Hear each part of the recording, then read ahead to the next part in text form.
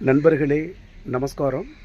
நாம் இன்றைக்கி எங்கே வந்திருக்கோன்னு சொன்னால், திருச்செங்கோட்டிலேருந்து குமரமங்கலம் போகிற வழியில் இருக்கக்கூடிய மண்டகப்பாளையம் வந்திருக்கோம்.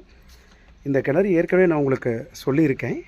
இன்றைக்கி ஏன் சொல்கிறேன்னா, இங்கே பாருங்கள், இந்த மூலிகை செடியை உங்களுக்கு காமிக்கணும் அப்படின்னு சொல்லி ஆசைப்பட்டேன். இங்கே நிறைய இந்த மூலிகை செடி முளைச்சிருக்கு. இந்த மூலிகை செடிக்கு பேர் கோபுரம் தாங்கி அப்படின்னு பேர். இந்த செடி வந்துங்க அவ்வளோ ஒரு அற்புதமான மூலிகை.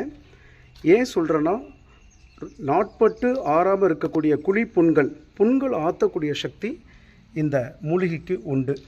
இது பேர் கோபுரம் தாங்கின்னு சொல்லுவாங்க. எந்த இடங்கள்ல எல்லாம் கோபுரம் இருக்கோ அங்கே மட்டும்தான் இந்த மாதிரியான மூலிகைகள் வளரும்னு சொல்லுவாங்க. அதனால் நீங்கள் உங்கள் ஊர் பகுதியில் இந்த மாதிரி கோபுரம் தாங்கிய மூலிகையை பார்த்தீங்கன்னா பத்திரப்படுத்துங்க, வளர்த்துங்க. புண்கள் அரைச்சி வச்சிங்கன்னா புண்ணு ஆறிடும். நமஸ்காரம். திருநாவுக்கரசு.